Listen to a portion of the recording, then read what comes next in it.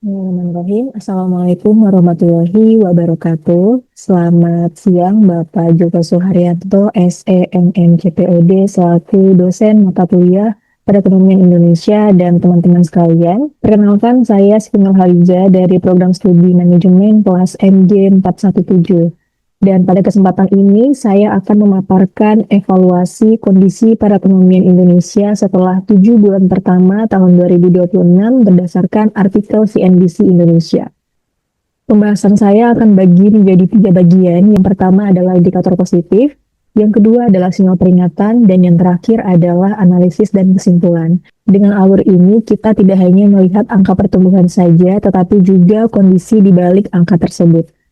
Tahun 2026 ini menghadirkan tantangan global dan domestik, dan secara global, konflik di Timur Tengah ini mendorong kenaikan harga energi dan inflasi, yang kemudian akan mempengaruhi kebijakan suku bunga. Di dalam negeri, pertumbuhan ekonomi dan inflasi masih relatif terjaga, tetapi tekanan mulai terlihat pada rupiah, konsumsi masyarakat, dan pasar saham. Karena itu, mari kita mulai dari indikator yang pertama, yaitu indikator positif. Ada 4 indikator positif yang masih menopang perekonomian. Yang pertama adalah pertumbuhan ekonomi yang solid, yang kedua adalah inflasi yang masih terkendali, yang ketiga penurunan PHK, dan yang terakhir adalah pemulihan pasar saham pada bulan Juli. PDB Indonesia pada kuartal 1 2026 ini tumbuh 5,61% secara tahunan, lebih tinggi dari 4,87% pada kuartal 1 2025. Konsumsi rumah tangga berkontribusi 2,94 poin persentase, sementara konsumsi pemerintah tumbuh 21,81%. Artinya secara tahunan ekonomi ini masih tumbuh cukup kuat. Selanjutnya kita lihat apakah kondisi harga juga tetap terkendali. Nah, pada Juni 2026, inflasi ini mencatat 3,34% dan naik dari 3,08% pada bulan Mei. Tetapi masih dalam sasaran Bank Indonesia sebesar 2,5% plus minus 1%. Jadi inflasi inti juga naik menjadi 2,76% sehingga perlu tetap dipantau. Inflasi ini masih tetap terkendali, tetapi tekanannya ini perlu diperhatikan. Dan selanjutnya kita akan melihat bagaimana kondisi ketenagakerjaan. Selama Januari sampai Juni 2026 tercatat 32.389 pekerja mengalami PHK. Kondisi ini turun 23,58% dibandingkan periode yang sama tahun lalu, yaitu mencapai 42.385 pekerja. Ini merupakan sinyal positif karena tekanan pasar tenaga kerja ini menurun. Namun, Provinsi Jawa Barat masih mencatat PHK tertinggi, yaitu 6.727 pekerja.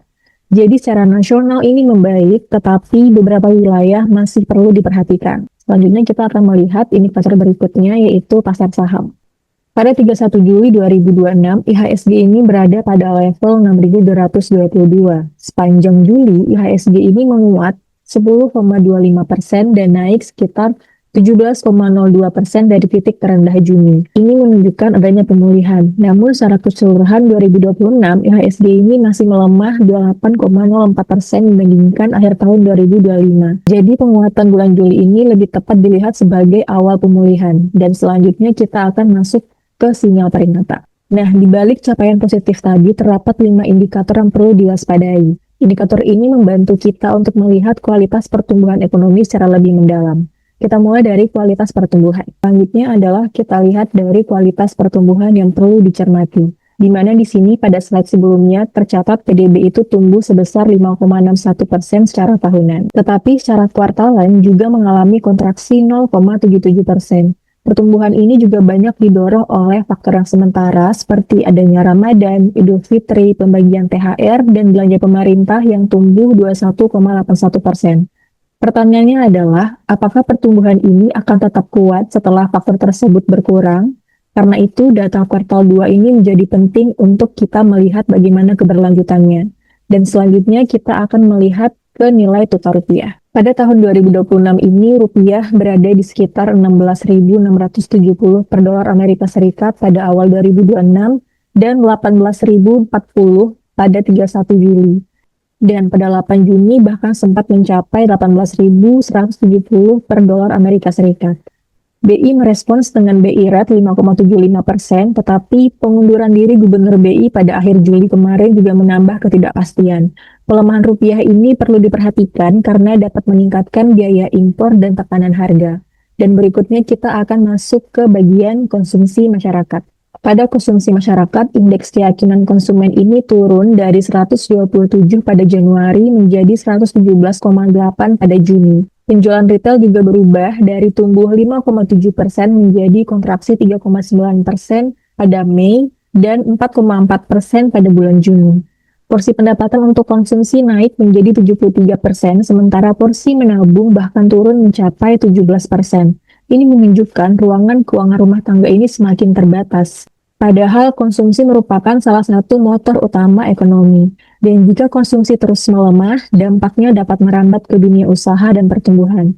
Dan selanjutnya kita akan melihat ke indikator berikutnya, yaitu kepercayaan investor. Walaupun IHSG ini rebound pada bulan Juli, sepanjang 2026 posisinya ini masih sekitar 28,04% lebih rendah dibandingkan akhir 2025. MSCI juga mempertanyakan transparansi kepemilikan saham Indonesia dan terdapat risiko penurunan status dari emerging market menjadi frontier market. Jika ini terjadi, kondisi ini dapat mempengaruhi arus dana asing dan persepsi investor. Jadi, persoalan pasar saham ini bukan hanya mengenai indeks, tetapi juga kepercayaan terhadap transparansi dan kredibilitas pasar. Dan sinyal terakhir yang dapat kita lihat adalah harga BBM non-subsidi.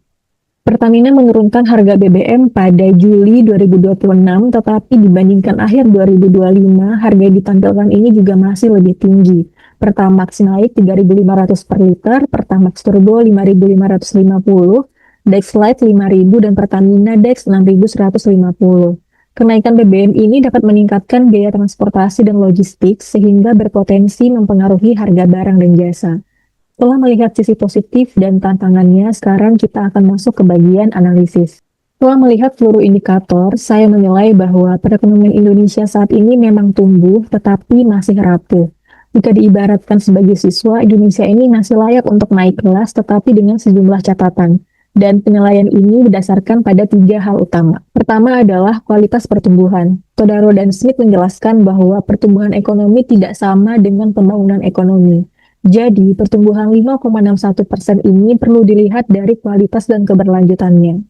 Yang kedua adalah konsumsi sebagai motor ekonomi mulai melemah, terlihat dari turunnya keyakinan konsumen, kontraksi penjualan retail, dan menurunnya porsi tabungan. Yang ketiga adalah kepercayaan dan kredibilitas kelembagaan. Pelemahan rupiah, ketidakpastian kebijakan, dan perhatian investor menunjukkan pentingnya menjaga kepercayaan terhadap kebijakan dan institusi. Dari 3 hal tersebut, sampailah pada kesimpulan sebagai berikut. Menurut saya, rapor ekonomi Indonesia pada 7 bulan pertama tahun 2026 adalah sehat di permukaan namun rapuh pada fondasi. Sehat karena pertumbuhan masih di atas 5%, inflasi masih dalam sasaran dan PHK juga menurun.